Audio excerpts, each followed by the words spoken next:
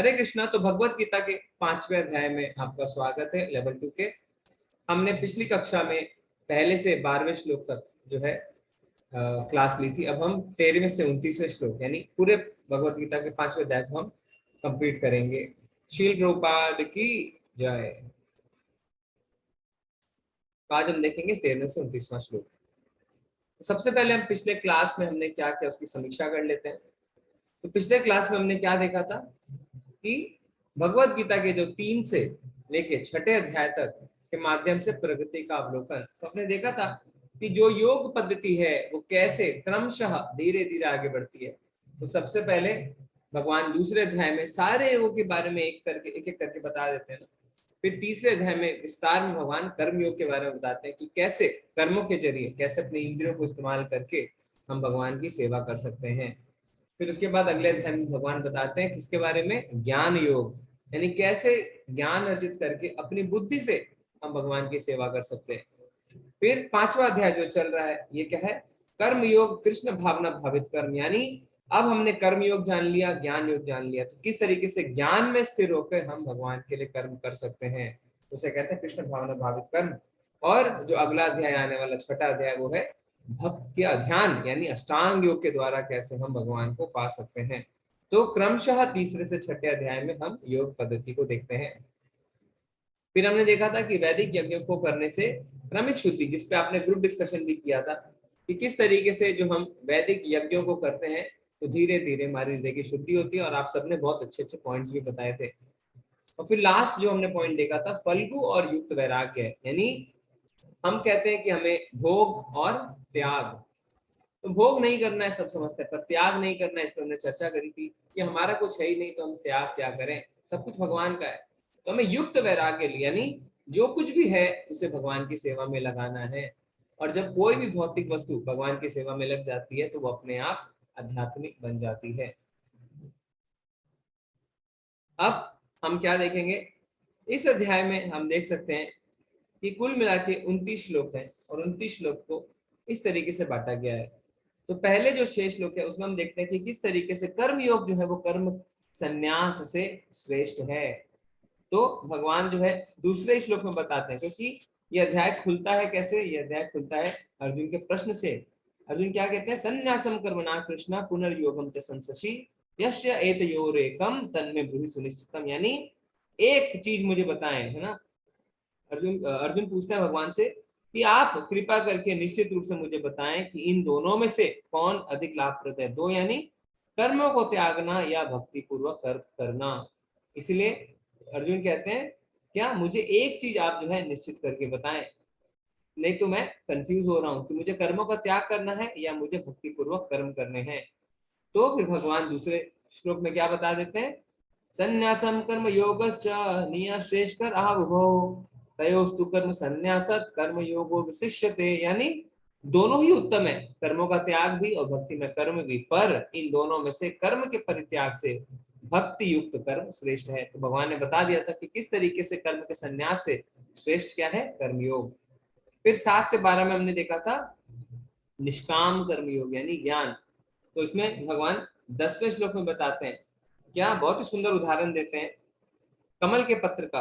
और भगवान बताते हैं कि जो व्यक्ति कर्म फलों को परमेश्वर को समर्पित करके आसक्ति रहित होकर अपना कर्म करता है वह पाप कर्मों से उसी प्रकार अप्रभावित रहता है जिस प्रकार कमल पत्र जल से अस्पर्श रहता है। यानी जो व्यक्ति कर्म तो करता रहता है ना, कर्मों का संन्यास नहीं लेता है, कर्मों को छोड़ता नहीं है, कर्मों को करता रहता है, पर वो सारे कर्म के फलों को भगवान को अर्पित करता है। और जब वो ऐसा करता है तो पाप कर्मों से जो है ना वो अप्रभावित रहता है। तो हमने इसमें राजा मृग की कहानी भी देखी थी कि किस तरीके से वो हजार हजार गाय दान में देते थे, सोने से सजा के दान में देते थे, पर एक गलती उनसे होती है ना, एक गाय जो है एक ब्राह्मण के झुंड से दूसरे ब्राह्मण के झुंड में चली जाती है और दोनों मिलकर उसे श्राप देते हैं कि तुम अगले जन्म में छिपकली बनोगे।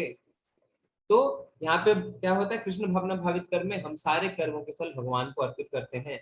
और भगवान ने क्या उदाहरण दिया था, जिस तरीके से कमल का जो फूल है ना, उस फूल का जो पत्ता है वो क्या है, वो जल में रहते हुए भी जल को स्पर्श नहीं करता है, उसे अस्पर्श रहता है। फिर आज हम क्या देखेंगे 13वें से 16वें श्लोक में, संबंध किसके बीच में, ईश्वर जीव और प्रकृति।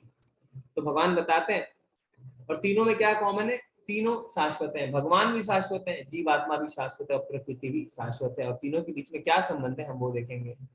फिर 17 से 26वें श्लोक में हम क्या देखेंगे, एक ज्ञानी का दर्शन, यानी ज्ञानी के क्या लक्षण होते हैं वो हम देखने जाएंगे। और इसमें 22वें श्लोक में भगवान ने बहुत ही अच्छे तरीके से बताया है क्या, बुद्धिमान मनुष्य दुख के कारणों में भाग नहीं लेता जो कि भौतिक इंद्रियों के संसर्ग से उत्पन्न होते हैं। तो यहाँ पे बुद्धिमान व्यक्ति के लक्षण बता रहे हैं, ये ही संस्पर्श जा भोगा दुख योनया एवते आद्य अंतवंत कौन्तेया न तेषु रमते बुधा। बुधा यानी बुद्धिमान। कौन है बुद्धिमान, जो भौतिक इंद्रियों के संसर्ग से उत्पन्न होने वाली चीजों में जो है हिस्सा नहीं लेता। क्यों? क्योंकि उसे पता है कि ऐसे भोगों का आदि और अंत है, इसीलिए वो उसमें बिल्कुल भी हिस्सा नहीं लेता। तो हम देखेंगे कि बुद्धिमान व्यक्ति के क्या लक्षण होते हैं। फिर 27वें और 28वें श्लोक में भगवान हमें ध्यान योग का परिचय देंगे, क्योंकि अगला जो अध्याय है वो ध्यान योग का होने वाला है। तो भगवान यहाँ पे हमें थोड़ी सी झांकी देंगे, थोड़ा सा हिंट देंगे ध्यान योग के बारे में, जिससे कि अगले अध्याय की पृष्ठभूमि तैयार हो सके। और आखिरी जो श्लोक है, जो इस अध्याय का सबसे महत्वपूर्ण और सबसे फेमस श्लोक है, वो है शांति सूत्र, है ना। शांति सूत्र में भगवान बताएंगे कि किस तरीके से जो भौतिक दुखों से हम ग्रसित हैं उससे हम शांति प्राप्त कर सकते हैं। तो हम इस अध्याय की शुरुआत करते हैं। तो इसमें क्या है, सबसे पहले दुख का कारण, है ना, ये हमारा टॉपिक है। तो भगवान तो किसी से नफरत नहीं करते और किसी को पसंद नहीं करते, हालांकि वह प्रकट होते हैं। तो यहाँ पे हम पहले 5वें अध्याय के 15वें श्लोक को देखते हैं। तो आप अपनी भगवत गीता अपने पास रखें और उसे खोलें। तो यहाँ पे क्या लिखा हुआ है, 15वें श्लोक में भगवान कहते हैं, परमेश्वर ना तो किसी के पापों को ग्रहण करता है ना पुण्यों को, किंतु सारे देहधारी जीव उस अज्ञान के कारण मोहग्रस्त रहते हैं जो अपने वास्तविक ज्ञान को आच्छादित किए रहता है। तो यहाँ पे क्या है, बहुत ही अच्छे अच्छे पॉइंट्स हैं और बहुत ही महत्वपूर्ण पॉइंट है जो हमें समझना है, क्योंकि हमारे कुछ मिसकॉन्सेप्शन है, हम कुछ गलत तरीके से चीजों को समझते हैं, जो इस श्लोक में भगवान क्लियर करेंगे। तो तात्पर्य में प्रभुपाद जी क्या बोलते हैं, अतः जब जीव अपनी इच्छाओं से मोहग्रस्त हो जाता है तो भगवान उसे अपनी इच्छा पूर्ति करने देते हैं, किंतु किसी परिस्थिति विशेष में इच्छित कर्म तथा फलों के लिए उत्तरदायी नहीं होते। तो जीव में इच्छा करने की शक्ति होती है ना, ये हमें जानना है। हमें भगवान ने एक सूक्ष्म स्वतंत्रता, एक लिटिल इंडिपेंडेंस दी है, और उस इंडिपेंडेंस के कारण हम क्या कर सकते हैं, हम इच्छा कर सकते हैं। तो जीव में इच्छा करने की शक्ति होती है, और जब जीव इच्छा करते हैं तो क्या होता है, तो भगवान उस इच्छा को पूरी करने की अनुमति देते हैं। तो हम कहते हैं जो होता है भगवान की इच्छा से होता है, हम कहते हैं, पर हमें इसे ढंग से समझना है। क्या हम इच्छा करते हैं, हम इच्छा करते हैं तो भगवान हमें अनुमति देते हैं, पर उससे होने वाले परिणामों के लिए भगवान उत्तरदायी नहीं लेते। ये हमें बहुत अच्छी तरीके से समझना है कि इसमें लिखा है तात्पर्य में, किंतु किसी परिस्थिति विशेष में इच्छित कर्मों तथा फलों के लिए उत्तरदायी नहीं होते। क्यों? अभी मान लीजिए हम एक उदाहरण लेते हैं, एक छोटा बच्चा है, वो अपने पिता के साथ सड़क पे चल रहा है। अब उसने क्या है, उसने एक चॉकलेट की दुकान देखी और उसने अपने पिता से जिद किया कि मुझे चॉकलेट खरीदनी है। तो बच्चे ने इच्छा प्रकट की। पिता क्या कहता है, नहीं, तुम्हें चॉकलेट नहीं खानी, क्योंकि इससे क्या होगा, इससे तुम्हारे दांत भी खराब होंगे और तुम्हारे पेट में कीड़े भी लग सकते हैं। तो बच्चा इस बात को सुनता है पर नहीं मानता है। फिर उसके पिता उसे समझाते हैं कि ये तुम्हारे लिए सही नहीं है, अगर तुम चॉकलेट खाओगे तो तुम्हें दुख झेलने पड़ेंगे। फिर भी वो नहीं मानता है और जिद करता है, सड़क पे लोटपोट हो जाता है ना, और इतनी जिद पकड़ के बैठ जाता है कि पिता को अंत में हार के कहना पड़ता है, अच्छा ठीक है तुम चॉकलेट ले लो। तो बच्चे ने इच्छा जाहिर की, पिता ने अनुमति दी। अब क्या है, अब बच्चे की काबिलियत नहीं है कि वो अपने आप जाए और चॉकलेट खरीद ले, क्योंकि ना उसके पास पैसे हैं, ना वो दुकानदार से ठीक से बात ही कर पाएगा। तो पिता के बलबूते, है ना, पिता की कृपा से अब वो चॉकलेट खरीदता है, क्योंकि पिता है, वो पैसे देते हैं दुकानदार से और वो चॉकलेट खाता है, और चॉकलेट खा के बहुत खुश हो जाता है। पर ये खुशी कैसी है, ये खुशी क्षणिक है। क्यों? अगले दिन क्या होता है, अगले दिन उसके दांत में दर्द होता है, और जब वो डॉक्टर के पास जाता है तो डॉक्टर कहता है कि आपके दांत में कीड़े लगे हैं, दांत निकालना पड़ेगा। तो उस बच्चे के दांत निकलते हैं, उसे बहुत दुख होता है और उसे बहुत दर्द भी होता है, वो बहुत पेन में भी रहता है। पर क्या वो कह सकता है अपने पिता को कि आपके कारण मुझे ये कष्ट झेलना पड़ा? वो ऐसा नहीं कह सकता, क्योंकि वो अपने कर्मों के लिए खुद जिम्मेदार है। अब इसी परिस्थिति में जीवात्मा और परमात्मा है। कैसे? हम वो बच्चे हैं जो जिद करते हैं, जीवात्मा जिद करती है मुझे ये चाहिए, परमात्मा कहता है नहीं, ये तुम्हारे लिए सही नहीं है, पर फिर भी हम नहीं मानते हैं, फिर हम जिद करते हैं मुझे ये चाहिए। हम इतनी जिद पकड़ लेते हैं कि अंत में परमात्मा हार के कहते हैं ठीक है, अनुमति देते हैं। अब हमारी इतनी क्षमता नहीं है कि जो चीज हम करना चाहें वो अपने बलबूते पे कर लें, तो भगवान की कृपा से ही हम उसे पूरा कर पाते हैं। अब उसके कारण अगर हमें दुख होता है या हम कष्ट में जाते हैं, हम कुछ भौतिक चीजों को अगर भोगते हैं, तो वो कष्ट में ही उसका उसका जो है अंतिम पड़ाव है वो कष्ट है। अब उस कष्ट के लिए हम भगवान को जिम्मेदार नहीं ठहरा सकते, है ना। जैसे एक माता जी थे ना, वो कह रहे हैं कि मुझे पुत्र नहीं हो रहा, तो उन्होंने क्या किया, उन्होंने बहुत आराधना की, साधना करी, और भगवान कह रहे हैं कि ये तुम्हारे लिए ठीक नहीं है, पर फिर भी नहीं माने। अंत में हार के भगवान ने उन्हें आशीर्वाद दिया, उन्हें पुत्र की प्राप्ति हुई। फिर क्या होता है, बुढ़ापे में जब उन्हें सबसे ज्यादा सहारे की आवश्यकता थी उस पुत्र से, और उन्होंने उम्मीदें भी लगा रखी थी, तब वो पुत्र उन्हें छोड़ के चला जाता है और उन्हें बहुत दुख होता है। तब वो ऐसा नहीं कह सकते भगवान को कि आपने मुझे पुत्र दिया ही क्यों, क्योंकि इच्छा उन्होंने करी थी, जिद उन्होंने करी थी, भगवान की अनुमति से कार्य हुआ। अब भगवान जिम्मेदार नहीं है। तो हमें इस चीज को बहुत अच्छे से समझना है कि जब हम कहते हैं जो हुआ अच्छा हुआ, जो होता है भगवान की इच्छा से होता है, उसको हमें अच्छी तरीके से इंटरप्रेट करना है, क्योंकि जिम्मेदारी हमारी बनती है। भगवान परमात्मा रूप में साक्षी हैं, हमें अनुमति देते हैं, पर किसी भी चीज से हम भाग नहीं सकते। तो परमात्मा रूप में भगवान जीव के चीर संगी कहलाते हैं, हमेशा भगवान हमारे अंदर रहते हैं। और कभी कभी इस बात के एहसास से भी हमें ये पता चलता है कि हमें गलत कार्य नहीं करना है, क्योंकि देश के कानून से हम बच सकते हैं, पर जो परमात्मा में देख रहे हैं, है ना, और यमराज जो देख रहे हैं उसके कानून से हम नहीं बच सकते। तो जब हम इच्छा करते हैं तो परमात्मा उसे समझते हैं। अब ये जो इच्छा है यही हमारे बंधन का कारण है, ठीक है। तो ये जो काम है ना, दुर्जय शत्रु है, जो काम यानी जो इच्छा हम करते हैं, यही हमें बांधता है इस भौतिक जगत में, और हम जन्म मृत्यु के चक्र में पड़े रहते हैं। तो यहाँ पे प्रभुपाद जी बहुत ही अच्छी तरीके से उदाहरण देते हैं अपने तात्पर्य में। अतः मोहग्रस्त होने से देहधारी जीव अपने को परिस्थिति जन्य शरीर मान लेता है और जीवन के क्षणिक दुख तथा सुख को भोगता है।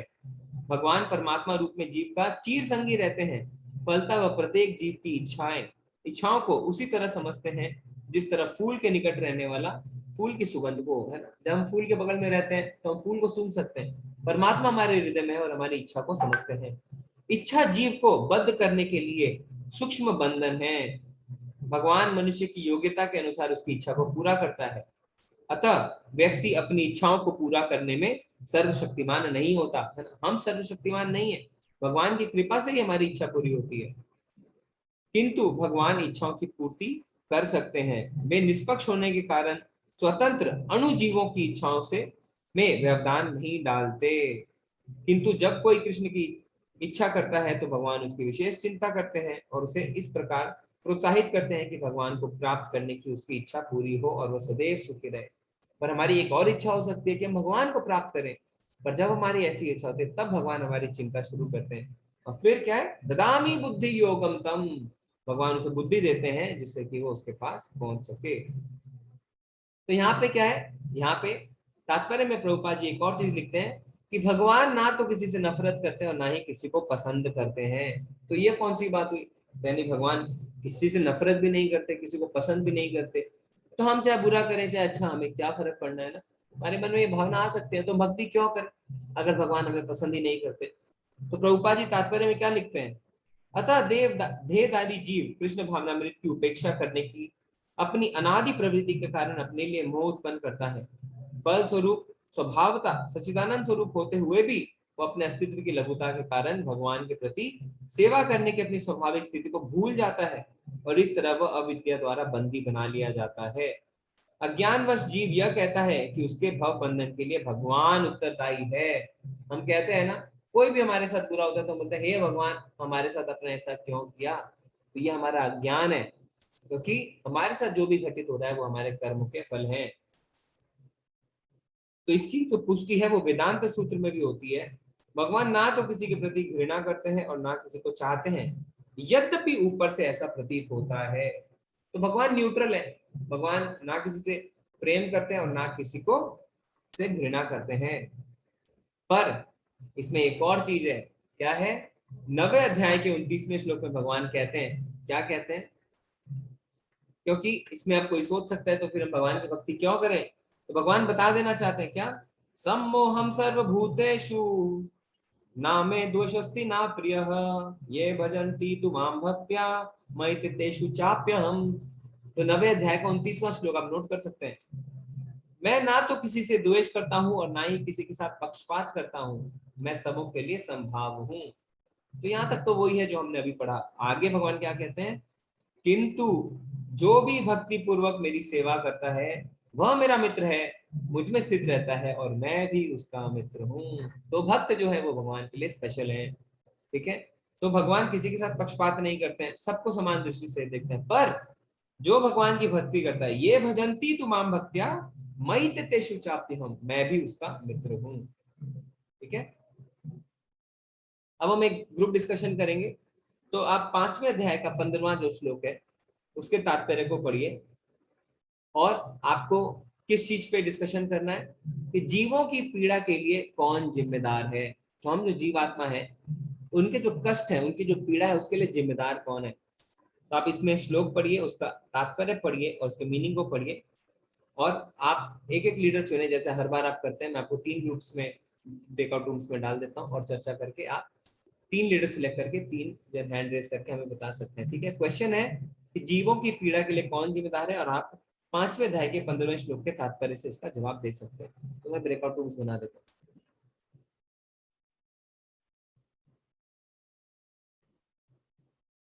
जी, आप सब ज्वाइन कर सकते हैं।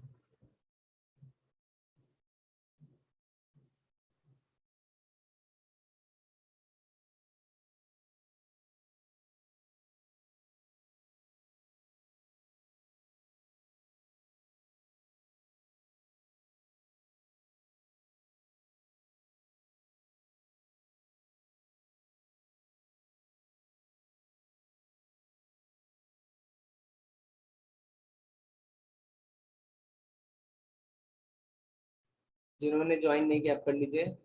सुधीर प्रभु जी, आपके मोबाइल पे ऑप्शन आया होगा ज्वाइन रूम, आप करिए। डॉक्टर पूर्णिमा माता जी, पूनम माता जी, मलय गोयल प्रभु, मंजुला गोस्वामी माता जी, सच्चिदानंद कुंडू प्रभु, शुभम झा प्रभु, विद्या प्रभु, आप सब ज्वाइन करिए। देखिए आपके स्क्रीन पे ऑप्शन आया होगा ज्वाइन, तो ज्वाइन करके आए ना, उससे ज्वाइन करिए आप।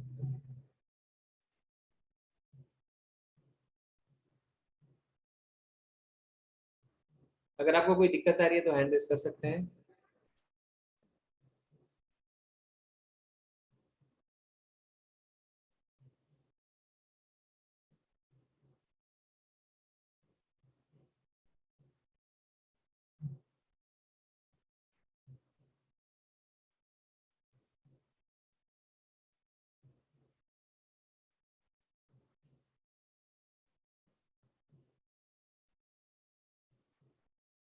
डॉक्टर पूर्णिमा पूनम माता जी, मलय गोयल प्रभु जी, ममता माता जी, शुभम प्रभु जी, आप ज्वाइन करिए।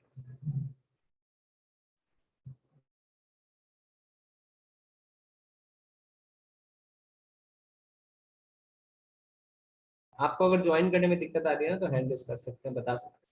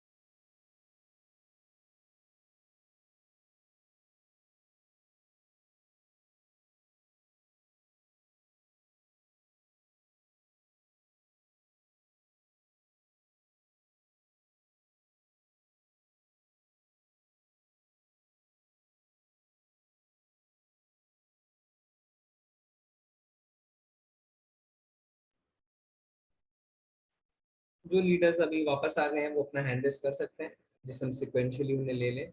जी।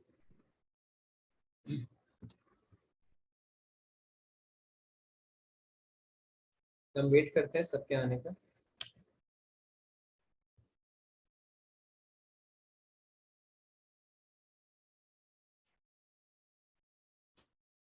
ओके, काफी हैंड रेस है, पर हमें खाली एक ही हैंड रेस चाहिए ग्रुप से। तो आपने शायद आपस में अलाइन कर लिया होगा ना। हरे कृष्णा अनामिका माता जी। अच्छा, ओके। अरिजीत प्रभु जी, हरे कृष्णा। हरे कृष्ण प्रभु, मैं ग्रुप रूम नंबर 2 से बोल रहा हूँ। जी जी, तो आप प्रभु जी उस ग्रुप के आपको लीडर करके नॉमिनेट किया है। नहीं प्रभु, कुछ लीडर का कुछ ठीक नहीं हुआ। मैं इस ग्रुप से कोई नहीं हाथ उठाया तो मैंने हाथ उठा दिया। ओके, ठीक है, तो आप रूम 2 के हैं प्रभु जी, बोलिए। हाँ हाँ प्रभु, मैं रूम 2 हो गया। प्रभु, हमारे ग्रुप में सब लोग ने ही पार्टिसिपेट किए, तो जो पार्टिसिपेट किए और जो वहाँ पे हम हमारे बीच परामर्श हुआ, इससे हमको ये सिद्धांत हुआ कि हम जो जीव है वो अपने सूक्ष्म इच्छा और कर्मों के कारण हम कष्ट भोगते हैं। हम जब मोहग्रस्त हो जाते हैं तो हम समझते हैं कि हम आत्मा नहीं, हम शरीर है। और हम इसी सोच के कारण हम हमारे अंदर एक जड़ जागतिक इच्छा का प्रवृत्ति उठ जाता है। और इस प्रवृत्ति के कारण हम कुछ ऐसा मांग करने लगते हैं जो कि हमारे दीर्घ जीवन में सिर्फ दुख ही लाएगा, लेकिन हम ये पहले समझ नहीं पाते हैं। तो इसी कारण हम हमारे सब दुख भोगते हैं। भगवान का इसमें कोई लेना देना नहीं है। भगवान हमारे इच्छा अपने हिसाब से पूर्ण करते हैं। जी जी जी, धन्यवाद प्रभु जी। प्रभु जी ने, धन्यवाद। हाँ, प्रभु जी ने बताया कि जीव जो है वो इच्छा करता है। इच्छा करता है क्योंकि वो मोहग्रस्त रहता है। क्या मोहग्रस्त है? कि मैं शरीर हूं, मैं आत्मा नहीं हूं। और जब हम सोचते हैं कि हम शरीर हैं, हम आत्मा नहीं है, तो हमारे अंदर भोग की इच्छा आती है ना, कि हम भोग कर लें, क्योंकि हम तो शरीर हैं और हमें एक दिन मर जाना है।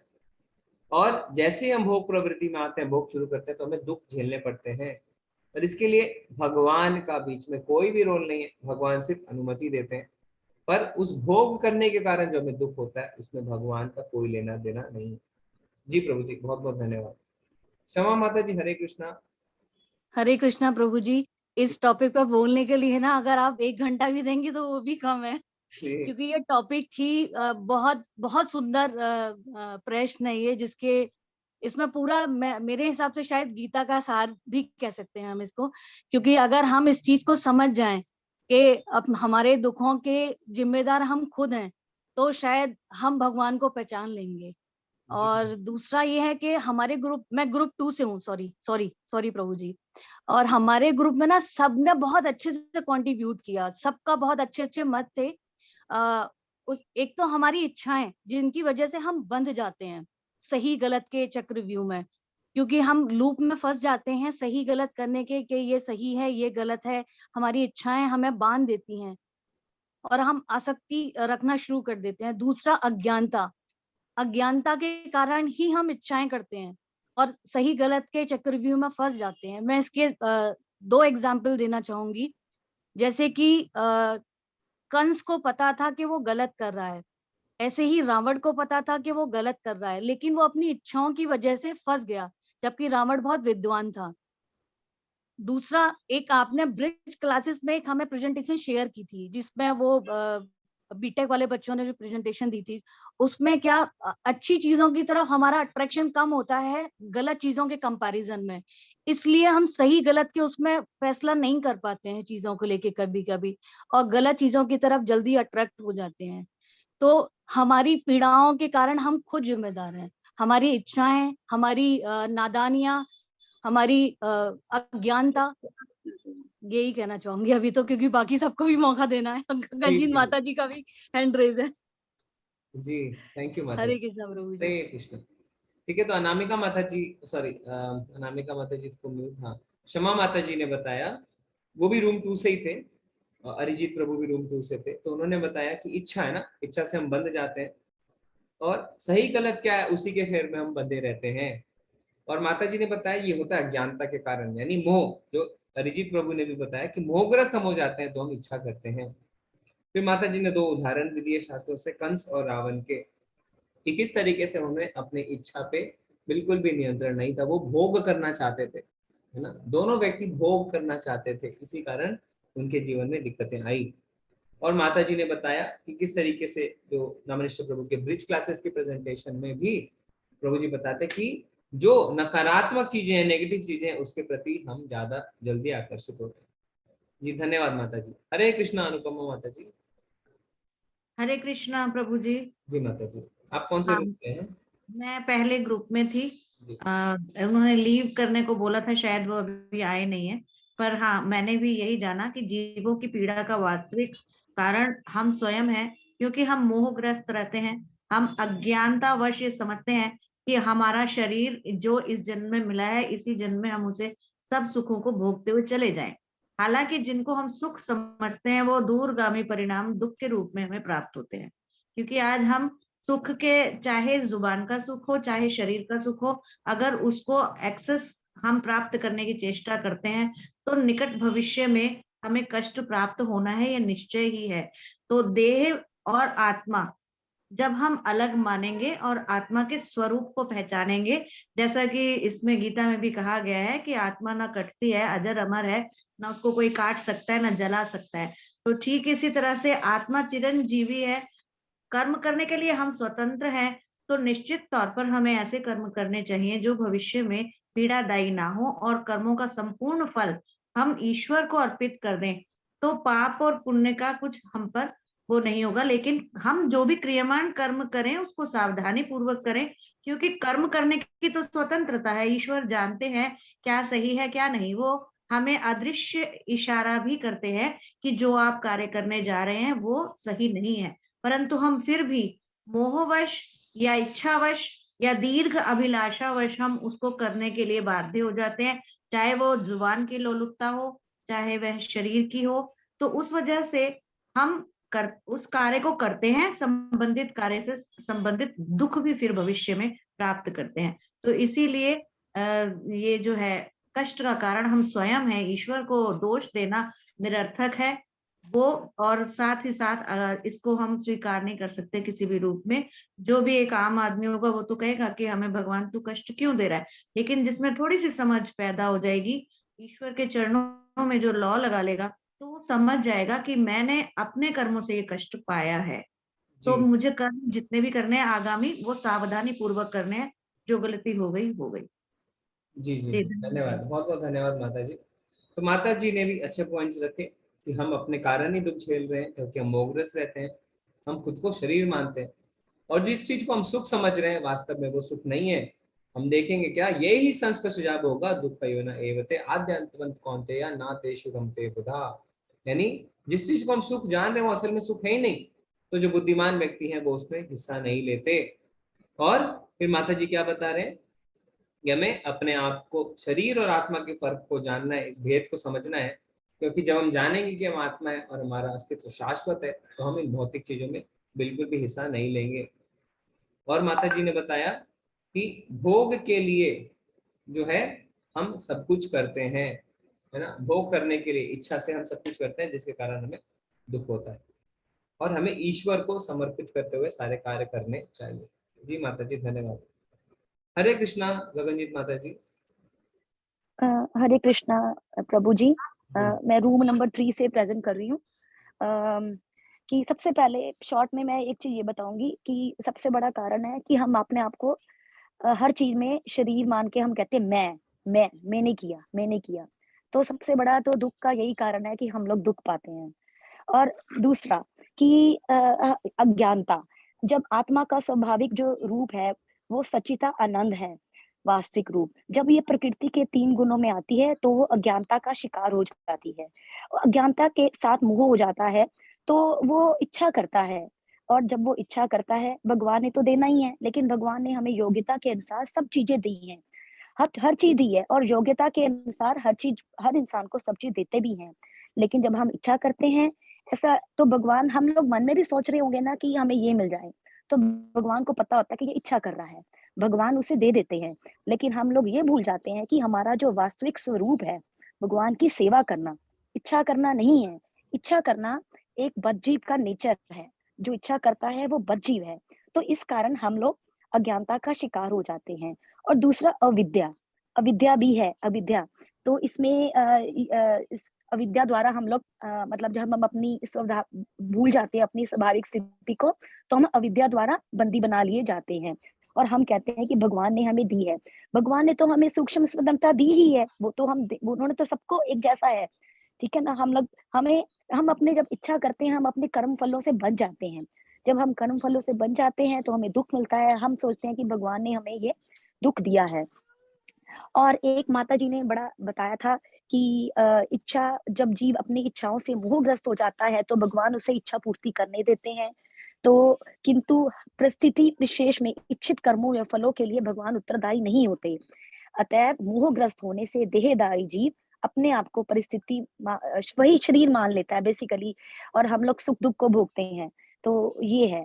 जी हाँ, हरे कृष्णा प्रभु जी। मैंने शॉर्ट में बताया, मैंने डिटेल में नहीं बताया। माता जी धन्यवाद, आपने सारे पॉइंट्स कवर कर लिए, आपने शॉर्ट में बताया फिर भी। तो माता जी ने क्या बताया, माता जी भी बता रहे हैं कि सबसे पहले जो कारण है वो है मैं, हम अपने आप को शरीर मानते हैं, जिसके कारण हम भोग शुरू करते हैं। और अज्ञानता, जिसमें माता जी ने अच्छा पॉइंट रखा कि जीव का जो स्वरूप है और जीव का जो स्वभाव है वो सचिद आनंद है, पर जब हम माया के संपर्क में आते हैं तो हम भौतिक सुख के लिए लालायित होते हैं और हम इच्छा करते हैं, और इच्छा जैसे हम करते हैं वैसे ही हम भोग करते हैं, और भोग करते हैं तो हमारे कष्ट शुरू हो जाते हैं।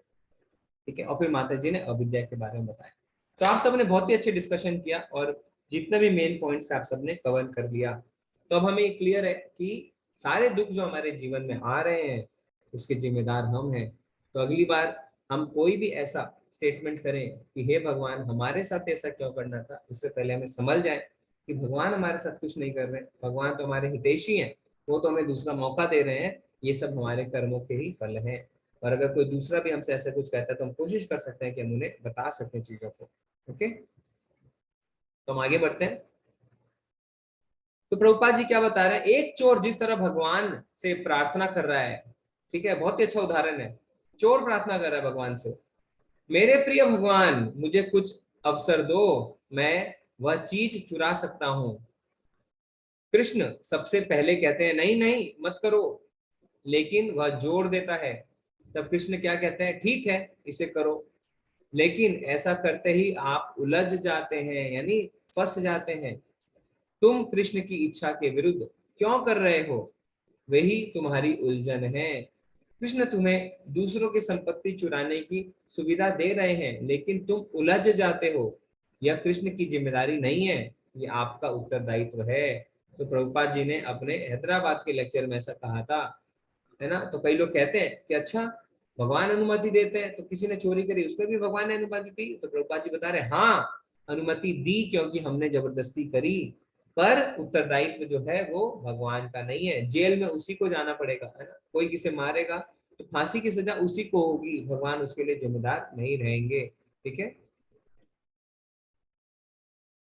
अनुमति, तो ये बहुत इंपॉर्टेंट है हमारे लिए जानना कि भगवान जो परमात्मा रूप में हमारे अंदर स्थित है वो हमें अनुमति देते हैं। वह तुम्हें अनुमति दे सकते हैं, लेकिन सुख दुख तुम्हें ही लेने होंगे। आप अनुमति के लिए आग्रह करते हैं, मैं यह करना चाहता हूँ, है ना। हम इच्छा करते हैं, हम कहते हैं हे भगवान मैं यह करना चाहता हूँ, अनुमति दें, और बिना अनुमति के आप ऐसा नहीं कर सकते। इसलिए कृष्ण तुम्हें अनुमति देते हैं, क्योंकि भगवान की अनुमति के बिना हम कुछ नहीं कर सकते। जैसा हमने देखा किसी चीज की अगर हम इच्छा करते हैं तो हम उसके लिए सक्षम नहीं है, भगवान ही सारी जो है व्यवस्था बिठाते हैं। ठीक है आप इसे करते हैं, लेकिन आपने जो अपने जोखिम पर, कृष्ण नहीं चाहते कि आप इसे करें, लेकिन आप इसे करना चाहते हैं, इसलिए वह अनुमति देते हैं। तो भगवान अनुमति क्यों देते हैं, क्योंकि हम उसे करना चाहते हैं। भले ही भगवान की इच्छा नहीं रहती, पर भगवान हमारी इच्छा को पूरी करने के लिए ऐसा करते हैं। तो इसलिए हमें समझना है क्या, कि जिम्मेदारी हमारी बैठती है। तो 13वें अध्याय के 23वें श्लोक में भगवान ने इसके बारे में बहुत ही अच्छा बताया। तो आप खोल सकते हैं 13वें अध्याय का 23वां श्लोक, उसमें क्या कहते हैं भगवान, हम पढ़ते हैं। तो भगवान क्या बता रहे हैं, तो भी इस शरीर में एक अन्य दिव्य भोक्ता है जो ईश्वर है, परम स्वामी है और साक्षी तथा अनुमति देने में वाले के रूप में विद्यमान है, और जो परमात्मा कहलाता है। तो अनुमति कौन देता है, परमात्मा। तो भगवान यहाँ पे बता रहे हैं कि जो परमात्मा है उनका कार्य क्या है? साक्षी बन के बैठे हैं, विटनेस बन के बैठे हैं कि आपने क्या क्या किया है और अनुमति देते हैं, और इनका नाम है परमात्मा। तो तात्पर्य में प्रभुपाद जी लिखते हैं, चूंकि परमात्मा परमेश्वर है, अतएव वह अंदर से जीव की भौतिक भोग की आकांक्षा पूर्ति की अनुमति देते हैं। परमात्मा की अनुमति के बिना जीवात्मा कुछ भी नहीं कर सकता। जीव भुक्त है और भगवान भोक्ता या पालक है। भगवान सबके पालक है ना, हम इच्छा करते हैं, भगवान देखते हैं कि इच्छा कर रहा है, इसे पूरी कर दो, पर जिम्मेदारी हमें लेनी पड़ती है। जीव अनंत है और भगवान उन सब में मित्र रूप में निवास करता है। ठीक है, योग सीढ़ी। तो अब हम थोड़ा योग प्रणाली के बारे में जानेंगे।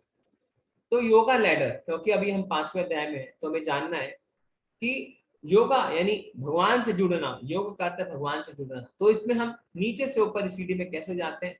तो इस सीढ़ी में सबसे नीचे आता है कर्म योग, यानी जब हम कर्मों के माध्यम से भगवान से जुड़ना चाहते हैं। तो ये सबसे बेसिक लेवल है। जैसे क्या, हमने मंदिर की सफाई कर दी, हमने भगवान के लिए फूल मालाएं बना दी, है ना, मौद्रिक दान इत्यादि कर दिया, तो ये कर्म योग में आता है, जब अपनी इंद्रियों से हम भगवान की सेवा करते हैं। फिर उसके ऊपर क्या आता है, जब हम अपने बुद्धि से भगवान की सेवा करना चाहते हैं, यानी ज्ञान योग। तो हम ज्ञान अर्जन करते हैं, शास्त्रों को पढ़ते हैं, भगवत गीता पढ़ते हैं, तो हम अपनी बुद्धि से भगवान की सेवा करते हैं। फिर उसके ऊपर जब और सीढ़ी के ऊपर हम चढ़ते हैं तो आता है ध्यान योग। तो यानी हमने अपनी इंद्रियों को और अपनी बुद्धि को भगवान की सेवा में लगा दिया। अब ध्यान योग में हम अपनी मन को भगवान की सेवा में लगाते हैं। ध्यान से हम अपने मन को भगवान की ओर एकाग्र करते हैं। तो सबसे नीचे कर्म योग, उसके ऊपर ज्ञान योग, उसके ऊपर ध्यान योग, पर अंत में जब अपने गंतव्य पे आपको पहुंचना है और सीढ़ी के ऊपर पैर रखना है लास्ट, तो वो क्या है? भक्ति योग। यानी नीचे के जितने योग हैं वो भक्ति योग तक जाने के एक क्या है, मात्र साधन ही है, वो प्रोसेस है जिसमें हम भक्ति योग तक ही पहुंच रहे हैं। अंत में हमें भक्ति योग ही करनी पड़ेगी, क्योंकि भक्ति योग के बिना भगवान के धाम का दरवाजा नहीं खुलता।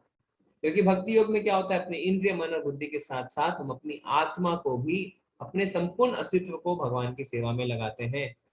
इसकी तुलना सर्वोच्च आध्यात्मिक अनुभूति को प्राप्त करने की सीढ़ी से की जा सकती है। यह सीढ़ी जीव की निम्नतम भौतिक स्थिति से शुरू होती है और शुद्ध आध्यात्मिक जीवन के पूर्ण आत्म साक्षात्कार तक उठती है। विभिन्न ऊंचाइयों के अनुसार सीढ़ी के विभिन्न भागों को अलग अलग नामों से जाना जाता है। तो जैसा हमने देखा है ना, कर्म योग, ज्ञान योग, बुद्धि योग और भक्ति योग। कर्म योग, ज्ञान योग, ध्यान योग और भक्ति योग।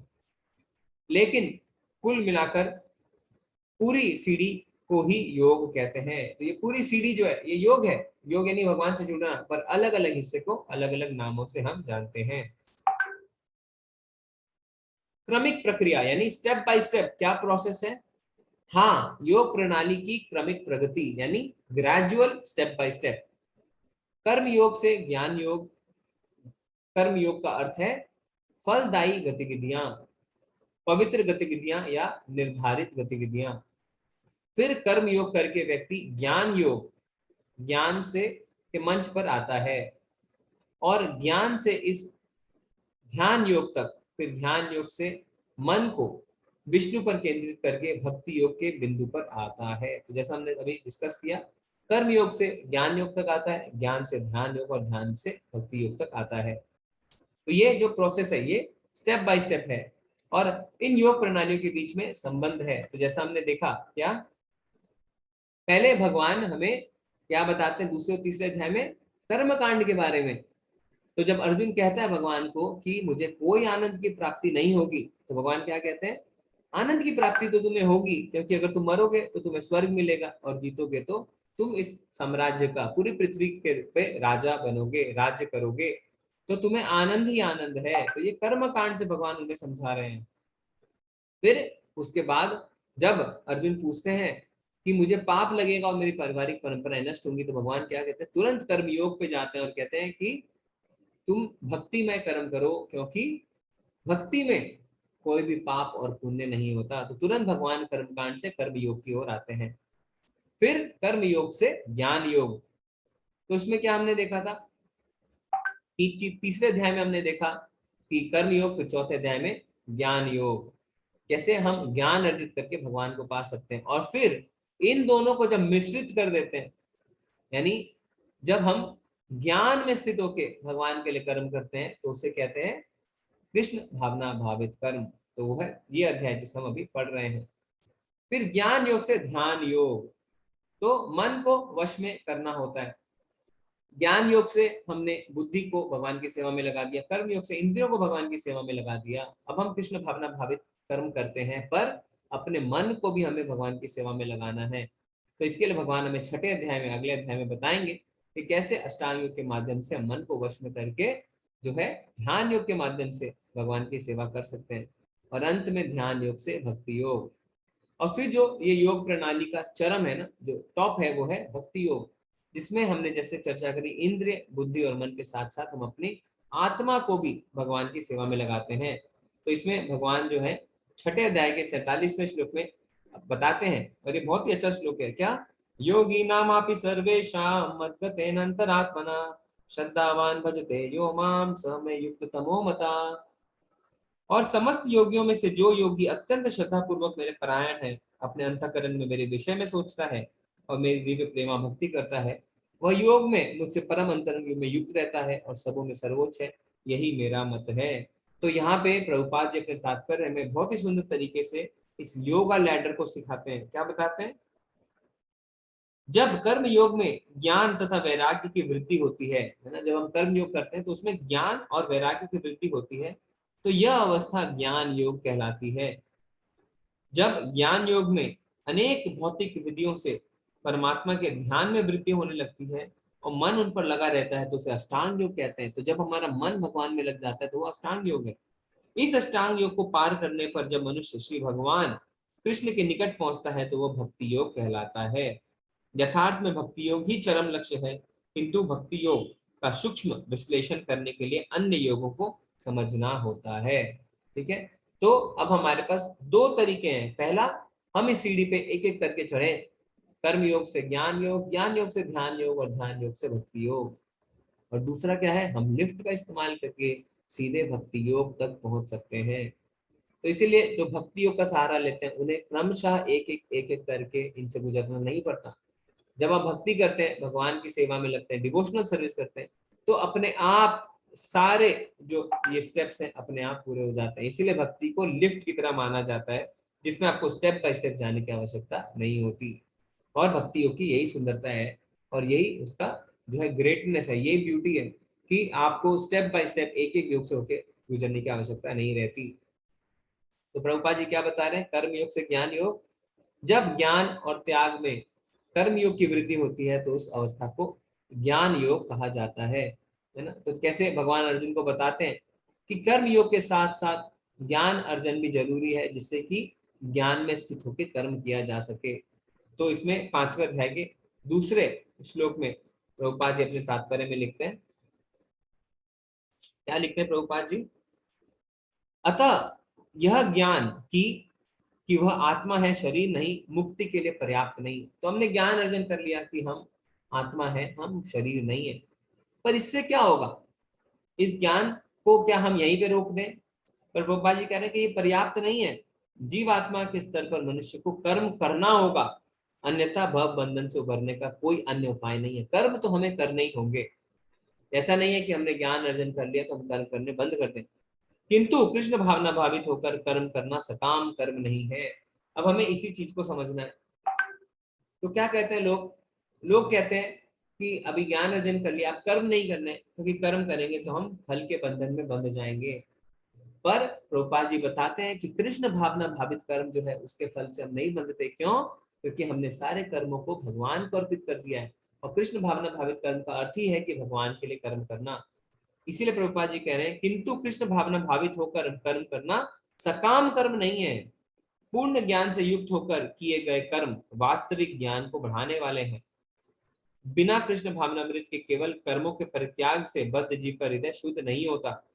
जब तक हृदय शुद्ध नहीं होता तब तक सकाम कर्म करना पड़ेगा।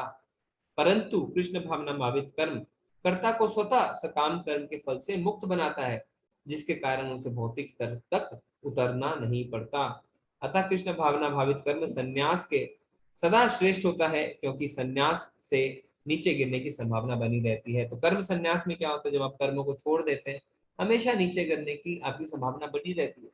पर अगर आप कर्म करते रहते हैं, पर कर्मों को भगवान से जोड़ते हैं और भगवान के लिए कर्म करते हैं, तो क्या होता है, आप उस कर्म के फलों से बच जाते हैं। और इसके लिए प्रभुपाद जी ने छठे अध्याय के 47वें श्लोक में भी हमें बताया है, जो हमने ऑलरेडी डिस्कस किया।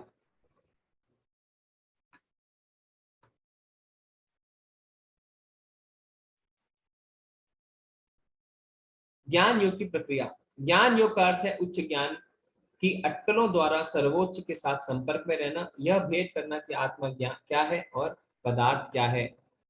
तो ज्ञान योग में क्या होता है, ज्ञान योग में तत्वों का ज्ञान मिलता है, आत्मा क्या है, पदार्थ क्या है इत्यादि, है ना। हमने देखा है सांख्य में भी ये होता है कि हम 24 तत्वों का विश्लेषण करते हैं और अंत में हम इस निष्कर्ष पे पहुंचते हैं कि हम तत्व नहीं है, हम आत्मा है।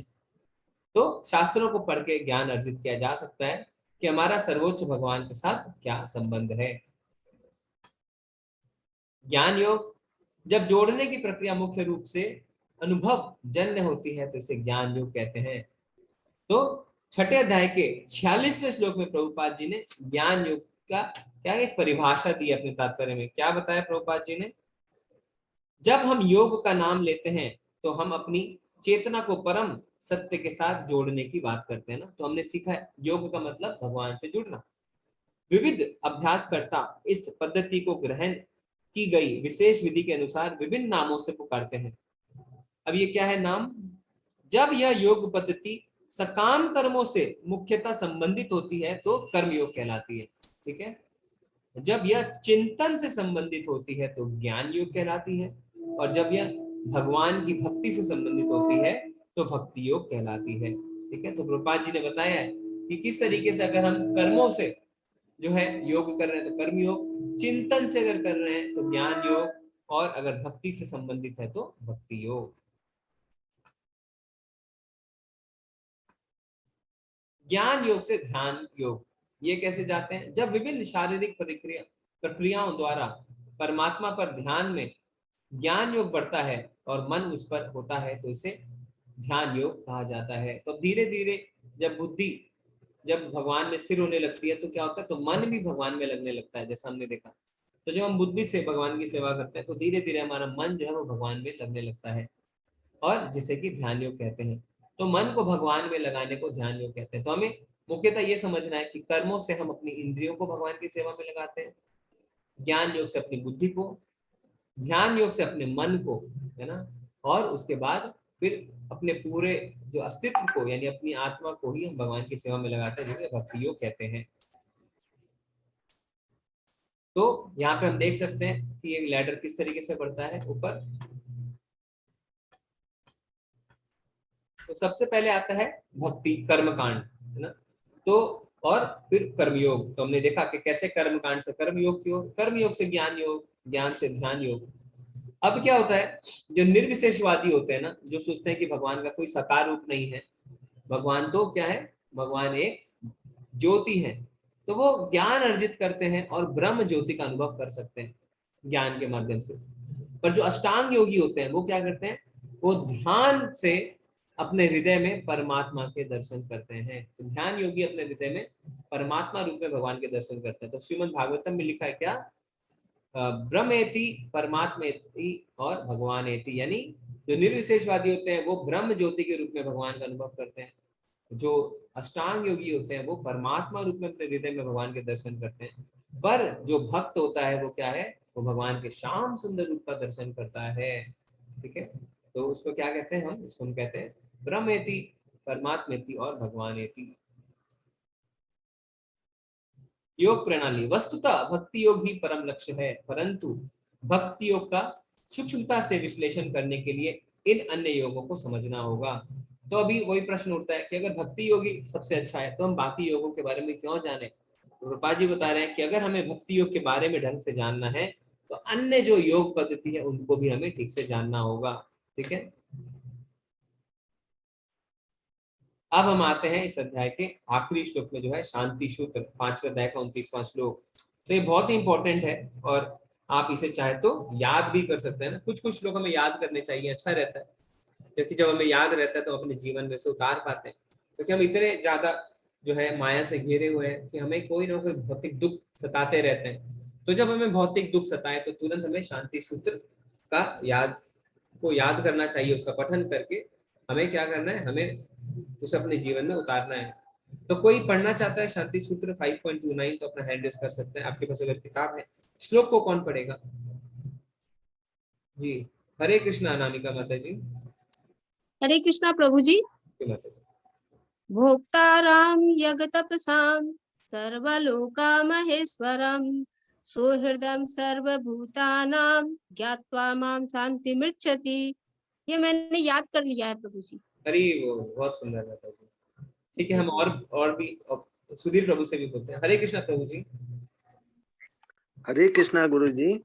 जी माता जी। भोक्ताराम यज्ञ तपसाम सर्वलोक महेश्वरम सुहृदम सर्वभूतानां ज्ञात्वा माम शांति मृच्छति। हरे बहुत कृष्ण। सुंदर प्रभु जी, हरे कृष्णा, धन्यवाद। अंजू माता जी हरे कृष्णा।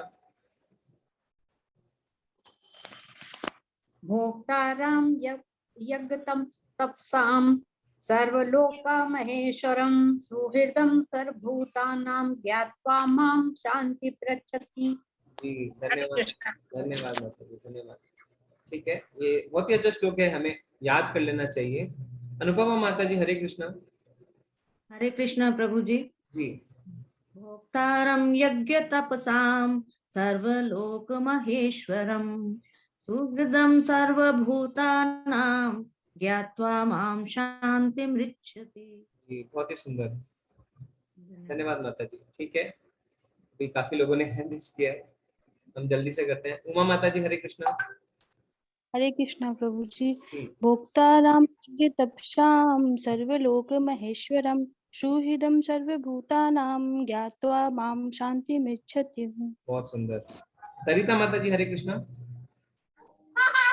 हरे कृष्णा प्रभु जी। जी माता जी।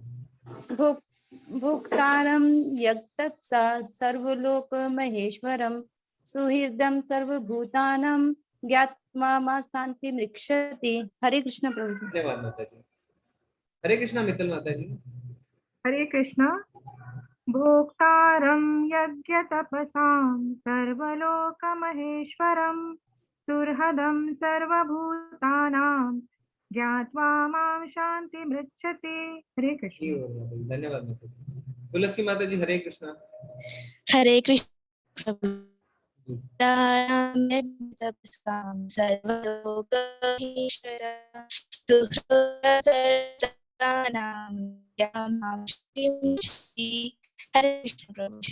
माता जी, हरे कृष्ण। तो बहुत ही सुंदर आप सबने पठन किया, और सब आपने इसलिए किया क्योंकि जिससे आप इसे याद करने की कोशिश करें, है ना, ये हमें याद कर लेना है। माता जी आप म्यूट कर लीजिए, म्यूट हो नहीं रहे हैं जी। भोक्ताराम यज्ञ तपसां सर्वलोक महेश्वरम सुहृदं सर्वभूतानां ज्ञात्वा मां शान्तिमृच्छति। मुझे समस्त यज्ञों तथा तपस्याओं का परम भोक्ता, समस्त लोकों तथा देवताओं का परमेश्वर एवं समस्त जीवों का उपकारी एवं हितैषी जानकर मेरे भावनामृत से पूर्ण पुरुष भौतिक दुखों से शांति लाभ करता है। तो भगवान क्या कह रहे हैं? भोक्तारम यज्ञ तपसाम, यानी जितने भी तपस्या है, जितने भी यज्ञ, उसका परम भोक्ता, परम एंजॉयर मैं हूँ। तो हम क्या है, हमारे जीवन में दुख आते हैं क्योंकि हम खुद भोग करना चाहते हैं, मैं, मेरा, तो हमारे सारे दुख शुरू हो जाते हैं ना। मुझे भोग करना है, मुझे बड़ी से बड़ी गाड़ी चाहिए, अरे मेरे पड़ोसी ने ये गाड़ी खरीदी है, मुझे भी खरीदनी है, पर मैं खरीद नहीं पा रहा हूँ क्योंकि मेरे पास पैसे नहीं है, तो हमारे दुख शुरू हो जाते हैं, है ना। वो जो है वो बाहर हॉलीडेज पे गए हैं, मुझे भी जाना है पर मेरे पास पैसे नहीं है, फिर हमारे दुख शुरू हो जाते हैं, है ना। तो ये क्या है, जब हम भोग करते हैं तो हमारे दुख शुरू हो जाते हैं। तो भगवान कहते हैं मैं हूं भोक्ता। तो अगर भगवान भोक्ता है तो हम कौन है? जीवेर स्वरूप होए कृष्ण नित्य दास, हम दास हैं। अब जैसे हम अपने आप को दास मान लेते हैं और भगवान हमारे स्वामी है, तो तुरंत हमारी शांति की प्राप्ति होती है, क्योंकि हमें हमारे अंदर से भोग प्रवृत्ति निकल जाती है। तो भोक्तारम यज्ञ तपसाम सर्वलोक महेश्वरम। तो दूसरा सूत्र क्या है कि जितने यहाँ पे लोग हैं और जितने भी यहाँ पे देवता हैं, उनका स्वामी मैं हूँ। तो हम अपने आप को स्वामी मानते हैं, तो हमें अपने अंदर स्वामित्व की भावना नहीं रखनी है, क्योंकि भगवान है स्वामी। और सिर्फ पृथ्वी लोक के नहीं, जितने ब्रह्मांड में लोग हैं और जितने देवता हैं, सबके स्वामी भगवान हैं। फिर तीसरा सूत्र क्या है? सूर्यदम सर्वभूता नाम, यानी मैं सबका हितैषी हूँ। तो हमारे परिवार में कोई दूर दराज में है ना, कोई IAS IPS ऑफिसर होता है, तो क्या कहता है, अरे हमें तो कोई चिंता की आवश्यकता नहीं है, हमारे परिवार में तो IAS IPS ऑफिसर है, मुझे कोई दिक्कत होगी तो वो बचा लेंगे। और यहाँ पे अनंत कोटि ब्रह्मांड के मालिक कह रहे हैं कि मैं आपका हितैषी हूँ। तो सोचिए कितनी ज्यादा हमें अपने मन में शांति मिलती है कि भगवान हमारे साथ हैं, और भगवान कह रहे हैं तो हैं, है ना। हमारे परिवार में भौतिक जगत में कोई कहता है हाँ हाँ कुछ हो तो मुझे बता देना, पर जब कुछ होता है आप उसे बताने के लिए फोन करते हैं तो वो सुन के क्या बोलता है, अरे मैं तो अभी बाहर हूँ, अरे मैं तो अभी बिजी हूँ, या अगली बार वो फोन भी नहीं उठाता। पर भगवान ऐसा नहीं करते हैं। अगर भगवान कह रहे हैं सूर्यदम सर्वभूतानाम, तो भगवान सच में हमारे साथ हैं। हमें क्या करना है, हमें पूरी तरीके से भगवान को सरेंडर करना है। तो इसलिए भगवान कहेंगे 18वें अध्याय में क्या, सर्वधर्मान परित्यज्य मामेकं शरणं व्रज अहम त्वं सर्व पापेभ्यो मोक्षयिष्यामि मा शुचा, कि सारे धर्मों का परित्याग करो और मुझे मुझे जो है समर्पण कर दो, मैं तुम्हें सारी चीजों से, सारे दुखों से, सारे कलेशों से बचा लूंगा। तो हमें भगवान को सरेंडर करना सीखना है, और उससे क्या होगा, ज्ञात्वा माम शांति मृच्छति, जो इस बात को समझ जाएगा उसे तुरंत भौतिक दुखों से शांति प्राप्त होगी। तो इसमें प्रभुपाद जी क्या कह रहे हैं, मायावी ऊर्जा के चंगुल में बंधी सभी बद्ध आत्माएं भौतिक संसार में शांति प्राप्त करने के लिए उत्सुक हैं, लेकिन वे शांति के सूत्र को नहीं जानती। शांति तो चाहिए पर सूत्र ही नहीं पता है, जिसे भगवत गीता के इस भाग में समझाया गया है। तो अब आपको एक कुंजी मिल गई है, एक आपको है ना शांति सूत्र मिल गया है, कि जब भी आपको लगे कि आपको भौतिक दुख सता रहे हैं, तुरंत आप याद करिए, अच्छा भगवान ने कहा है मैं भोगता हूँ तो मुझे भोग नहीं करना, भगवान ने कहा है मैं स्वामी हूँ तो मुझे स्वामी की भावना में नहीं आना है, भगवान ने कहा है वो मेरे हितैषी है तो है वो मेरे हितैषी, तो मुझे किसी भी बात की चिंता करने की आवश्यकता नहीं है। तो क्या है, तुरंत हमें भौतिक दुखों से शांति प्राप्त होगी। भोक्ताराम यज्ञ तपसाम सर्वलोक महेश्वरम सूर्यदम सर्वभूतानां ज्ञात्वा माम शांति मृच्छति। किस तरह का दोस्त है ना, तो भगवान क्या कह रहे हैं, सूर्यदम सूर्यदम सूर्यदम। तो सूर्यदम का अर्थ प्रभुपाद क्या बता रहे हैं, कृष्ण कहते हैं मैं सूर्यदम सर्वभूतानां हूँ। सूर्यदम यानी वह चाहते हैं कि तुम कैसे खुश रहोगे, मित्र, सामाजिक मित्रता, बंधु, आधिकारिक मित्र, लेकिन सुहित। सुहित का अर्थ है जो वास्तव में अपने मित्र की भलाई चाहता है, वास्तव में अपने मित्र की भलाई चाहता है, उसे कहते हैं सूर्यदम सर्वभूतानां। ऐसा नहीं है कि ऊपर ऊपर से, पर अंदर ही अंदर वो आपको नुकसान पहुंचा रहे हैं, भगवान ऐसा नहीं करते। भौतिक जगत में ऐसा हमारे साथ होता है, ऊपर से आपके मित्र बने रहते हैं पर पीछे से वो आपका नुकसान करते हैं। पर भगवान ने कहा है सूर्यदम सर्वभूतानां, मैं वास्तव में आपका मित्र हूँ। तो सोच के देखिए, भगवान आपको बता रहे हैं मैं आपका मित्र हूँ, तो आपको किस चीज की टेंशन, कोई भी टेंशन हमें नहीं होनी चाहिए ना। तो हमारे जीवन में कोई भी परिस्थिति क्यों ना आ जाए, हम क्या सोचेंगे, हाँ ठीक है भगवान तो हमारे साथ है। जैसे एक छोटा बच्चा होता है ना, बिल्कुल छोटा सा बच्चा पूरी तरीके से अपने माँ बाप पे आश्रित होता है, पूरी तरीके से। तो हमें भी इसी तरीके से भगवान पे आश्रित होना है। भगवान जैसे माँ बाप है, कभी भी अपने बच्चे को गलत परिस्थिति में नहीं डालेंगे, है ना, वो उसे हमेशा देखते रहते हैं। बच्चे को कभी भी ऐसा नहीं लगता है कि मेरे माँ बाप ने मुझे अकेला छोड़ दिया है। वो कहीं भी कुछ भी करता है तो उसके मन में भरोसा रहता है, मम्मी पापा तो है ना, मम्मी पापा तो है। तो हमें भी कहना है क्या, भगवान है, भगवान ने कहा है सूर्यदम सर्वभूतानां, तो हमें किस बात की चिंता, ठीक है। तो इससे हमें भगवान पे पूरी तरीके से आश्रित होना है। ईमानदार दोस्त जिसका आप वर्णन करते हैं, तो कृष्ण सुहित हैं, वह हमेशा मेरे अच्छे की उम्मीद करते हैं, मैं कैसे अच्छा होऊंगा, इसलिए वह मुझे समझा रहे हैं, कृपया आप मेरी शरण में आ जाओ, है ना। तो सरेंडर जो है वो बहुत ही ज्यादा जरूरी है, समर्पण बहुत ज्यादा जरूरी है, क्योंकि हम भगवान पे डाउट करते हैं। इसलिए भगवान क्या कहते हैं, डरो मत। नहीं तो भगवान को क्या कहने की आवश्यकता है, डरो मत, क्योंकि भगवान जानते हैं कि हम उन पर विश्वास ही नहीं कर रहे। तो हमें भगवान पे विश्वास करना है और भगवान को पूरी तरीके से सरेंडर होकर देखना है, और भगवान जरूर हमारी मदद करेंगे, ठीक है। तो इसलिए 29वें श्लोक के तात्पर्य में बहुत ही सुंदर प्रभुपाद जी ने लिखा है, यह 5वां अध्याय कृष्ण भावनामृत की, जिसे सामान्यतः कर्मयोग कहते हैं, व्यवहारिक व्याख्या है। यहाँ पर इस प्रश्न का उत्तर दिया गया है कि कर्मयोग से मुक्ति किस तरह प्राप्त होती है। कृष्ण भावना भावित कर्म में कार्य करने का अर्थ है परमेश्वर के रूप में भगवान की पूर्ण ज्ञान के साथ कर्म करना। ऐसा कर्म दिव्य ज्ञान से भिन्न नहीं होता। प्रत्यक्ष कृष्ण भावनामृत भक्ति योग है, और ज्ञान योग यह पथ है जिससे भक्ति योग प्राप्त किया जाता है। वह माया पर प्रभुत्व जताने की इच्छा से ही माया के संपर्क में आता है, और यही उसके कष्टों का मूल कारण है। किंतु कृष्ण भावनामृत उसे पदार्थ की परिधि में स्थित होते हुए भी आध्यात्मिक जीवन में ले जाती है, क्योंकि भौतिक जगत में भक्ति का अभ्यास करने पर जीव का दिव्य स्वरूप पुनः प्रकट होता है। यम नियम आसन प्राणायाम प्रत्याहार धारणा ध्यान आदि तथा समाधि के अभ्यास द्वारा धीरे धीरे प्रगति हो सकती है, किंतु भक्ति योग में तो वह प्रस्तावना के स्वरूप है, क्योंकि केवल इसी से मनुष्य को पूर्ण शांति प्राप्त हो सकती है। यही जीवन की परम सिद्धि है। तो इससे हमारा यह अध्याय शेष होता है। श्री प्रभुपाद की जय। हरे कृष्णा। अगर आपके कोई प्रश्न है तो आप हैंड रेज कर सकते हैं, नहीं तो आप चैट में भी लिख सकते हैं। खैर हमारे पास ज्यादा समय नहीं है आज, क्योंकि 10 मिनट बाद लेवल 2 भी शुरू हो जाएगा, लेवल 1। हरे कृष्णा गगनजीत माता जी। हरे कृष्णा प्रभु जी। प्रभु जी आज आप एक चीज बता रहे थे कि हमें जब तक हमारी चेतना शुद्ध नहीं होती तब तक हमें इसे कर्म करने ही पड़ेंगे। जी जी जी। जैसे हम लोगों ने चैंटिंग करनी स्टार्ट कर दी है, अभी हम शुद्ध तो नहीं हुए हैं, तो हमें इस काम कर्म मीन्स लाइक जैसे हम लोग करते हैं सूर्य देवता को जल चढ़ाना, ये करना, ये हमें कंटिन्यू रखना पड़ेगा या हमें छोड़ना पड़ेगा? नहीं इसमें क्योंकि क्या हम इतने है शुद्ध जी? तो नहीं है ना। नहीं, जिसमें सकाम कर्म है, नहीं यानी कहने का अर्थ ये हो रहा है कि हमें अपने जीविकोपार्जन के लिए कुछ कुछ करना पड़ता है ना। हमें उस जी नौकरी भी करनी पड़े, है ना, हमें मन जी होता है तो कहीं हम घूमने भी चले जाते हैं। तो उससे अर्थ जी हो रहा है देवी देवताओं की पूजा की बात जो है वो धीरे धीरे जब आप चैंटिंग बढ़ाएंगे, आपको अंदर से अपने आप भगवान गाइड करेंगे और आपको पूर्ण जी विश्वास हो जाएगा। मन जब संशय में है तब आपको पूर्ण विश्वास अभी नहीं है, पर जिस दिन आपको मन संशय पूरी तरीके से मन से संशय हट जाएगा ना, और आप विश्वास करेंगे कि जो मैं सूर्यदेव को जल दे रही हूँ उसके कारण जो है, अगर मैं उसे बंद भी करती हूँ तो सूर्यदेव नाराज नहीं होंगे, क्योंकि मैं भगवान की भक्ति कर रही हूँ। और भगवान की भक्ति मतलब क्या है, पेड़ में के जड़ में जल डालने के बराबर है, जिससे सब कुछ रहता है। ठीक है, तो धीरे जी धीरे आप इन सब चीजों को माता जी अंदर से ना आपको गाइडेंस मिलेगी अपने आप।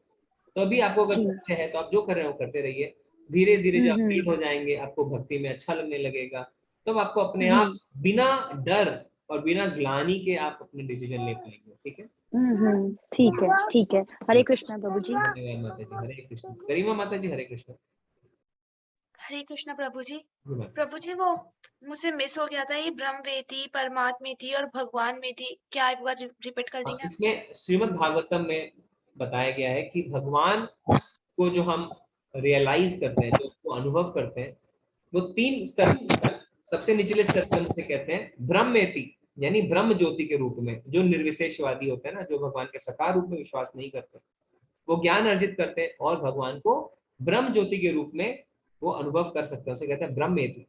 फिर उसके ऊपर जब हमारी चेतना जाती है, यानी जो अष्टांग योगी होते हैं, वो परमात्मा के रूप में अपने भगवान को अपने हृदय में अनुभव कर सकते हैं, उसे कहते हैं परमात्मेति। और उसके ऊपर जो भक्त होते हैं वो साक्षात भगवान के श्याम सुंदर रूप में भगवान के दर्शन कर सकते हैं, उसे कहते हैं भगवान एति। ब्रह्म एति, परमात्मेति, भगवान एति। ठीक है माता जी। Thank you. हरे कृष्णा। हरे कृष्णा पवन प्रभु जी। हरे कृष्ण प्रभु जी। जी प्रभु जी। मन में एक बात आई है तो आपसे शेयर करेंगे जी। कि हमारे जो ड्राइंग रूम में ना एक कृष्ण भगवान और राधा कृष्ण की मूर्ति हमको हमारे ससुर जी ने गिफ्ट दी थी करीब 8-9 साल पहले। वो बाकायदा लगी हुई है और आज हमको ये लगा कि 8 साल से ये भगवान की प्रतिमा हमारे पास राधा कृष्ण की लगी है। और अब ये 1-2 महीने बाद हम बड़े सोच रहे हैं कि इतने दिनों से भगवान लगे थे, हम ध्यान नहीं करते थे और अब कैसे होने लगा। तो आज बड़ा आश्चर्य लगा हमें कि भगवान ने पूरा कृष्ण में बना दिया, पूरा घर कृष्ण में हो गया, बीवी बच्चे सब कृष्ण में हो गए। तो उस बात हमें समझ में नहीं आया कि ये कैसा चमत्कार था। जी नहीं, आप ये जो आप बात कर रहे हैं ना, ये सबके साथ होता है, क्योंकि पहले हम शोपीस के रूप में लेके आते हैं ना। देखेंगे पहले चेतना क्या रहती है, हाँ हाँ राधा कृष्ण की फोटो ले चलो, ये तो बड़ी सुंदर है, इसमें बड़ा अच्छा वर्क किया हुआ है, ये तो हमारे हॉल में बड़ी अच्छी लगेगी। पर फिर जब हम भगवान से जुड़ते हैं तो हमें अलग नजरिए से अब सब चीजों को हम देखने लगते हैं। तो ये काफी भक्तों ने शेयर किया प्रभु जी, बहुत ही अच्छी बात है। और जब हमारी चेतना में कृष्ण आते हैं तो हर जगह हमें कृष्ण दिखते हैं। फिर जब हम और ऊपर जाएंगे तो फिर क्या पूरी तरीके से हमें भगवान के नाम का शरण लेना है ना, जो भगवान का नाम है। हरे कृष्ण कृष्ण कृष्ण हरे हरे, हरे राम राम राम हरे हरे। इसके लिए चैतन्य महाप्रभु क्या कहते हैं, नाम नाम अकारी बहुधा निज सर्वशक्तिर, यानी अपने नाम में ही भगवान श्री कृष्ण ने सारी शक्तियां दे दी है अपनी। तो हमें पूरी तरीके से नाम को सरेंडर करना है। ठीक है प्रभु जी, धीरे धीरे हम ऐसा करते हैं। हरे कृष्ण। हरे कृष्ण महेश प्रभु जी। हरे कृष्ण। हरे कृष्ण महेश प्रभु जी। हरे कृष्ण प्रभु जी। प्रभु जी मुझे बुक मंगवानी थी गीता की। जी मेरे पास एक है यथार्थ गीता, ये रचित है स्वामी अड़गड़ानंद स्वामी महाराज की तरफ से, तो इसको हमने पढ़ना छोड़ दिया है। जी इसमें मतलब एक शब्द लिखा था लहसुन प्याज खा सकते हैं, तो हमने फिर इसको पढ़ना ही छोड़ दिया। तो जी। अभी मुझे लिंक मिल सकता है क्या कि मैं परचेज कर पाऊँ? हाँ प्रभु जी, मैं अभी चैट में डाल रहा हूँ, एक मिनट। चैट से आप प्रभु जी कॉपी कर लीजिए। आप चैट से कॉपी कर पाएंगे ना? जी जी प्रभु जी। जी मैंने डाल दिया प्रभु जी, अब तक। धन्यवाद प्रभु जी। हरे कृष्ण। अनुपमा माता जी हरे कृष्णा। हरे कृष्णा प्रभु जी। माता जी मैं भी इन प्रभु जी की तरह से यही बात कहना चाह रही थी कि मैं इस्कॉन टेम्पल गई थी एक बार दिल्ली के, तो वहां पर चैंटिंग चल रही थी। कुछ लोग परिक्रमा करते जा रहे थे और चैंटिंग करते जा रहे थे। तो उन्होंने मुझे एक कार्ड दिया था, उस पर ये चैंटिंग का मंत्र लिखा हुआ था, हरे जो हम बोलते हैं। तो ये महामंत्र लिखा हुआ था, उसका जाप मैंने भी किया। 108 बार उन्होंने बोला था। तो मुझे उस समय ये अंदाजा नहीं था बिल्कुल भी कि कभी मैं भी इस लाइन में मतलब इस तरह से चैंटिंग करने लगूंगी। ऐसा मतलब मेरे लिए आश्चर्य का विषय रहा कि कैसे ना कैसे पता नहीं ग्रुप से संयोग से मंगलुरु के ग्रुप में जुड़ी, और एक और गीता परिवार है उसमें भी जुड़ी हुई हूँ। तो मतलब मैं इतने सालों से गीता वैसे बचपन से पढ़ रही थी, लेकिन मुझे ऐसा मालूम नहीं था कि वाकई में मैं इस महामंत्र को जपने भी बैठूंगी कभी। जी ये मेरे लिए एक बहुत बड़ा आश्चर्य है कि ईश्वर ने शायद मुझे अपनी शरण में लेना था। तो इसलिए कभी मैं ऐसे गई थी और मैंने कहा कि ये मुझे कहीं इस मंत्र के चक्कर में ना डाल दें, कहीं मैं और चीजें मतलब मेरी लाइफ में कुछ चेंजेस ना आ जाए, तो मैं डरती थी उस समय। जी। लेकिन नहीं ऐसा हुआ कि बस भगवान भगवान श्री कृष्ण के लिए कहा जाता है ना कि जैसे एक अगर उन्हें पानी की बूंद है ना, जैसे टप टप करके बूंद गिरती है, उतनी भी जगह मिल जाए अगर आपके हृदय में, फिर वो तो अपने आप वहां पे आसन लगा के बैठ जाते हैं ना। वो कहते हैं मैं कहीं नहीं जा रहा। तो ये बात ठीक। मैं हमेशा प्रभु से कुछ मांगा नहीं, मैंने भगवान से कभी भी, हमेशा यही कहती थी बस अपनी शरण में ले लो मुझे, मुझे और कुछ नहीं चाहिए, मुझे अपनी शरण में ले लो। तो मुझे नहीं पता था कि ऐसे अपनी शरण में लेंगे, और इस तरह से मैं मतलब भाव विभोर हो जाती हूँ मैं जब भी उनकी भक्ति माता जी, करती तो हम जाते हैं भगवान के साथ अपनी इच्छा से, पर फिर भगवान हमें छोड़ते नहीं है, भगवान हमें पकड़ के बैठ जाते हैं ना, पूरे आसन लगा देते हैं। जैसे आपके घर में कोई आता है, अब आप कहते हैं ठीक है चलिए आपने चाय पी ली ना, अब आप जा सकते हैं। भगवान कहते हैं हाँ। नहीं, मैंने तो आसन लगा के अब यहाँ पे अपना ठिकाना बना लिया, मैं तो कहीं नहीं जा रहा। तो ऐसा है माता जी। ठीक है धन्यवाद। जी, धन्यवाद माता जी, हरे कृष्ण। ठीक है, तो फिर आज हम चलते हैं। आपके कोई प्रश्न नहीं है तो ये रिकॉर्डिंग चल रही है, तो हम इसे अब जब हमारा यूट्यूब चैनल ठीक हो जाएगा हम इसे अपलोड कर देंगे। बहुत बहुत धन्यवाद आप सबका। तो अब अगले संडे को हम मिलेंगे। पिछले संडे हम नहीं मिल पाए थे, तो कल हमने एक्स्ट्रा क्लास करी थी। अब अगले संडे हम छठे अध्याय को लेंगे, तो छठे अध्याय के बाद हमारा यूनिट 1 यानी पहला 6 अध्याय खत्म हो जाएगा। जी पवन प्रभु जी, हम जल्दी से आपका एक प्रश्न अगर कोई है तो ले सकते हैं। केवल यही पूछना था, आप अभी जो जब अपन खत्म करते हैं क्लास को, तो आप जो मंत्र कहते हैं ना, वो मंत्र भी चाहिए था, आप समझ हाँ नहीं प्रभु, पाते। तो मंत्र हम डाल देंगे ग्रुप में से। हम कहते हैं हाँ जी। वैष्णव प्रणाम मंत्र। आप सब वैष्णव हैं, आप सब भगवत गीता सुन रहे हैं, तो आप सबको प्रणाम करते हुए कहते हैं क्या, वांछा हाँ कल्पतरुभ्यश्च कृपा सिंधु एव च पतितानां पावनेभ्यो वैष्णवेभ्यो नमो नमः। अनंत कोटि जय जय वैष्णव वृंद की जय, श्री प्रभुपाद की जय। तो ये जय मंत्र जय जय। हरे कृष्णा, सभी को धन्यवाद। हरे कृष्ण जी। हरे कृष्णा हरे कृष्णा।